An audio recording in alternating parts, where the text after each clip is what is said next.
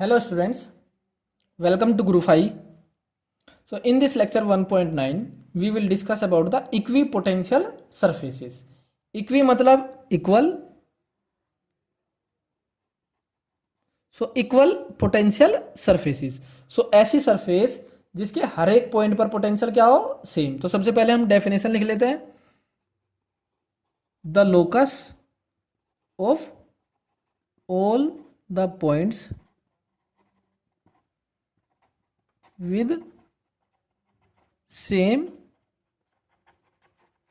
potential is called as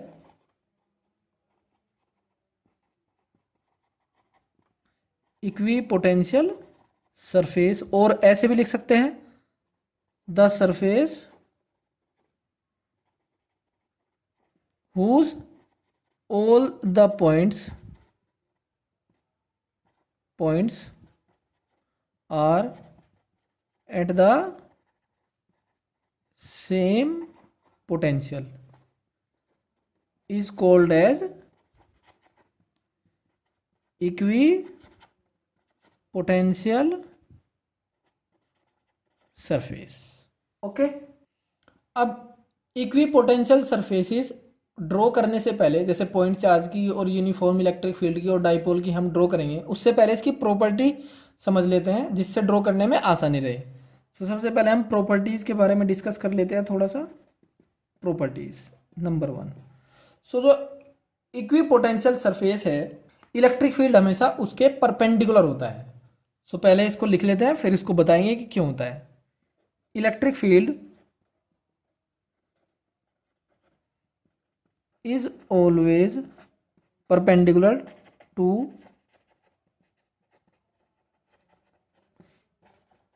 equipotential surface. सो हमें पता है, जैसे लास्ट लेक्चर में हमने डिस्कस किया, relation between electric field and potential ये होता है dV equal to minus E dot D R. अब इक्विपोटेंशियल सरफेस है सपोज ये कोई, और इसके अलोंग हम एक छोटा सा डिस्प्लेसमेंट मान लेते हैं. सपोज ये मैंने ले लिया डी आर इसके अलोंग. सो यहाँ पर और यहाँ पर पोटेंशियल क्या होगा, सेम. तो चेंज कितना हो जाएगा, dV 0 equal to minus E D R cos theta. Suppose electric field में ऐसे मान लेता हूँ, मैं तो नहीं मानता परपेंडिकुलर, मैं तो किसी भी एंगल पर कंसीडर करूंगा. सपोज मैंने ले लिया theta, so e D R cos theta. अब ये 0 है, डी आर 0 नहीं है क्योंकि हमने डिस्प्लेसमेंट लिया, ई 0 नहीं है क्योंकि कुछ इलेक्ट्रिक फील्ड हो सकता है. सो 0 कौन होगा, cos theta. So cos theta equal to कितना, 0. सो यहाँ से थीटा कितना आ गया, 90 डिग्री. सो थीटा 90 डिग्री, इसका मतलब इलेक्ट्रिक फील्ड इसके क्या हो गया, परपेंडिकुलर. और ये किसके अलोंग है, सरफेस के. तो सरफेस के परपेंडिकुलर हो गया इलेक्ट्रिक फील्ड. इसका मतलब इलेक्ट्रिक फील्ड लाइन क्या होती है, सरफेस के परपेंडिकुलर. या इलेक्ट्रिक फील्ड क्या होता है, सरफेस के परपेंडिकुलर. अब दूसरी प्रॉपर्टी, अगर किसी चार्ज पार्टिकल को हम सरफेस के अलोंग मूव कराएंगे, सो कितना वर्क करना पड़ेगा, एक्सटर्नल फोर्स के द्वारा 0. क्यों, क्योंकि वर्क डन क्या होता है, चार्ज इनटू पोटेंशियल डिफरेंस, और पोटेंशियल डिफरेंस है 0. सो वर्क डन कितना हो जाएगा, 0. So for a charge particle to move along the equipotential surface, the work done W will be equal to 0 because W equal to क्या होता है, charge into potential difference, और potential difference 0. Next property number 3, equipotential surfaces कभी भी एक दूसरे को intersect नहीं करती, never intersect with each other. Suppose दो इक्विपोटेंशियल सरफेस है, एक सरफेस ये है और एक सरफेस ये. सो अगर इस सरफेस का पोटेंशियल V1 है, हर जगह V1 होगा. इस सरफेस का पोटेंशियल V2 है, सो इसके हर एक पॉइंट पर पोटेंशियल क्या होगा, V2. लेकिन जो इंटरसेक्शन पॉइंट हो गया उस पर V1 भी हो सकता है और V2 भी हो सकता है, और एक जगह दो पोटेंशियल पॉसिबल नहीं है. सो या तो V1 होगा या V2, लेकिन ये दोनों सरफेस बता रही कि V1 भी होगा और V2 भी. That is not possible. इसको दूसरे तरीके से भी समझ सकते हैं, इलेक्ट्रिक फील्ड इक्विपोटेंशियल सरफेस के क्या होता है, परपेंडिकुलर. सो ये जो सरफेस है ये कह रही है कि इलेक्ट्रिक फील्ड इसके परपेंडिकुलर हो गया, और इस सरफेस के लिए इलेक्ट्रिक फील्ड ये हो गया. सो दो डायरेक्शन होगी इलेक्ट्रिक फील्ड की, वो भी पॉसिबल नहीं है. सो कैसे भी बोल सकते हैं हम, so equipotential surfaces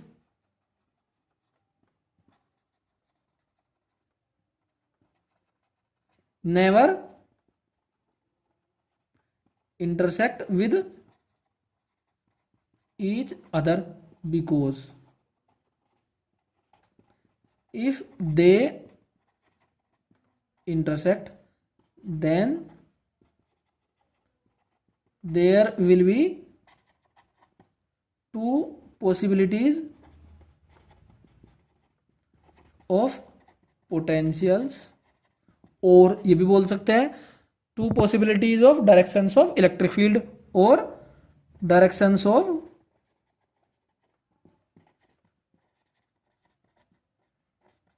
electric fields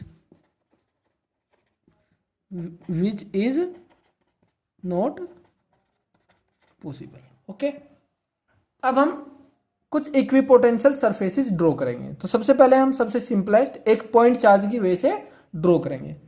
so equipotential surfaces due to certain charge distributions और वेरियस केसेस। सपोज सबसे पहला हमने ले लिया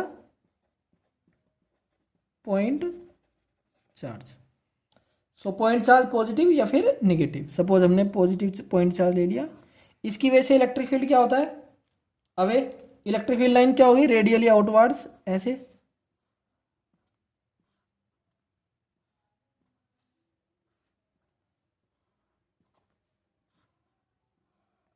या इलेक्ट्रिक फील्ड जो होता है वो क्या होता है K Q upon R square, और पोटेंशियल क्या होता है K Q upon R point charge की वजह से।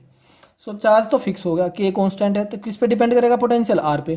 सो वो पॉइंट्स जो सेम डिस्टेंस पर होंगे इससे, उन सभी का पोटेंशियल क्या होगा, सेम।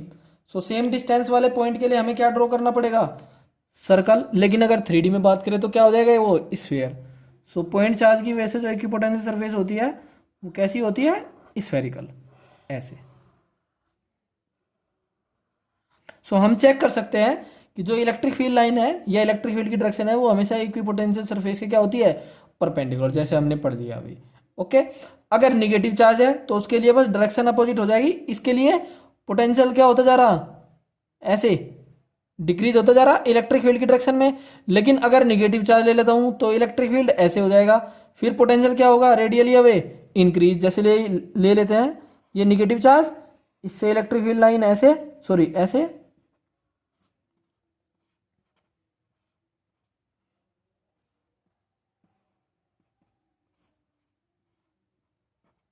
सो इक्विपोटेंशियल सरफेस देखने में तो एक जैसी होगी।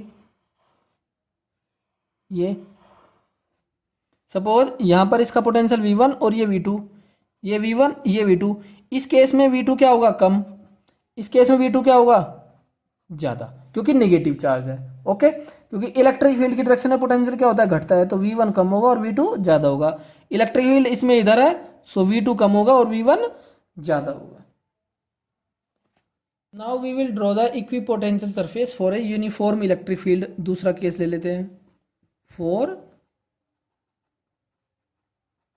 Uniform electric field. अगर इलेक्ट्रिक फील्ड यूनिफॉर्म है तो इसका मतलब उसकी डायरेक्शन और मैग्नीट्यूड दोनों कांस्टेंट है, और इक्विपोटेंशियल सरफेस होती है इलेक्ट्रिक फील्ड के परपेंडिकुलर। तो अगर इलेक्ट्रिक फील्ड ऐसे हो गया, सो इनके परपेंडिकुलर सरफेस ड्रॉ करनी, तो कैसे होगी, प्लेनर। सो इलेक्ट्रिक फील्ड अगर यूनिफॉर्म है तो इक्विपोटेंशियल सरफेस हमेशा कैसी होती है, प्लेनर, ऐसे हो जाएगी।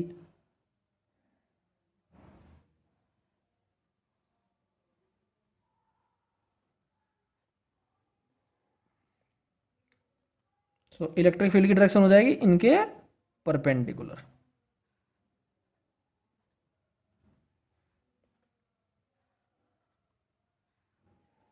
ओके, अब तीसरा केस, अगर मैं डाइपोल ले लेता हूं, डाइपोल में क्या होता है, एक माइनस क्यू चार्ज और एक होता है प्लस क्यू चार्ज। ओके, अब इसकी वजह से हमें वो सरफेस ड्रॉ करनी जिसका पोटेंशियल क्या हो, सेम।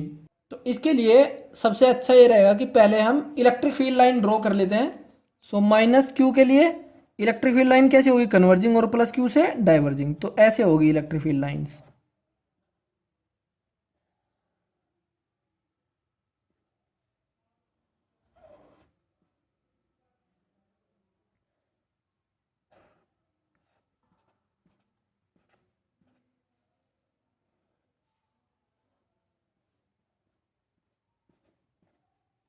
अब ये जो इलेक्ट्रिक फील्ड लाइन्स है ये वाली, यहाँ पे इलेक्ट्रिक फील्ड लाइन क्लोजर है तो इलेक्ट्रिक फील्ड क्या होगा यहाँ पर, स्ट्रोंगर। यहाँ पर इलेक्ट्रिक फील्ड लाइन दूर है तो यहाँ पर इलेक्ट्रिक फील्ड क्या होगा, वीकर। सो यहाँ के लिए स्ट्रोंगर इलेक्ट्रिक फील्ड होगा और यहाँ के लिए इलेक्ट्रिक फील्ड क्या होगा, वीकर। अब इक्विपोटेंशियल सरफेस होती है इलेक्ट्रिक फील्ड लाइन के परपेंडिकुलर। तो अगर मैं इनके परपेंडिकुलर ड्रॉ करता हूँ, सो इनके परपेंडिकुलर ऐसे ड्रॉ करता हूँ, सो ऐसे बन जाएगी सरफेस। यहाँ पे सरफेसिस के बीच की जो डिस्टेंस है वो कम होगी और यहाँ पर ज़्यादा होगी क्योंकि लाइन यहाँ पर इलेक्ट्रिक फील्ड लाइन क्या है, दूर दूर, क्योंकि इलेक्ट्रिक फील्ड क्या है यहाँ पर, वीक। ऐसे इधर बना देंगे,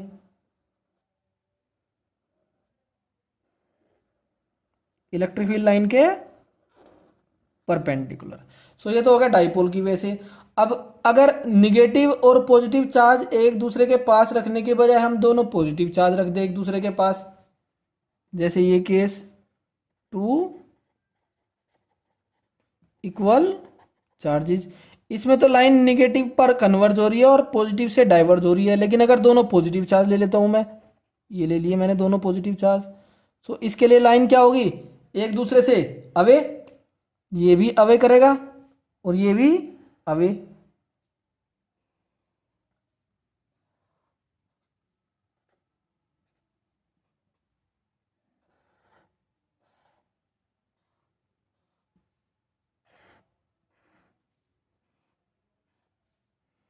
सो इस केस में जो इलेक्ट्रिक फील्ड है वो बीच में पॉइंट पर क्या होगा, अगर दोनों चार्जेस इक्वल है तो जीरो।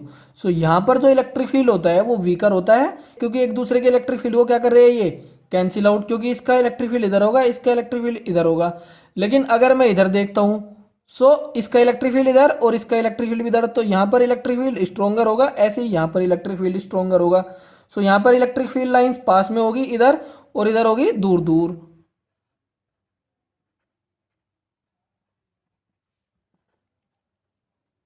ऐसे। सो अगर इलेक्ट्रिक फील्ड लाइन के मैं परपेंडिकुलर ड्रॉ करता हूं इक्वी पोटेंशियल सरफेस, तो कैसे आ जाएगी इस केस में, इधर डिस्टेंस ज्यादा होगी अब और इधर डिस्टेंस हो जाएगी कम। सो दो सरफेस ड्रॉ करके दिखा दो बस ऐसे।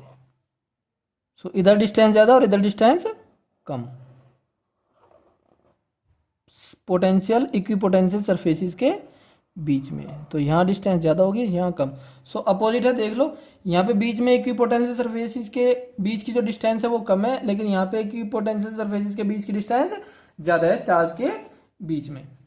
अब हम नेक्स्ट लेक्चर्स में इलेक्ट्रिक पोटेंशियल एनर्जी डिस्कस करेंगे, चाहे वो एक पॉइंट चार्ज की वजह से हो या फिर वेरियस चार्जेस या फिर इलेक्ट्रिक डाइपोल, किसी की भी वजह से हो। सो हम इलेक्ट्रिक पोटेंशियल एनर्जी फाइंड करेंगे due to different charge distributions.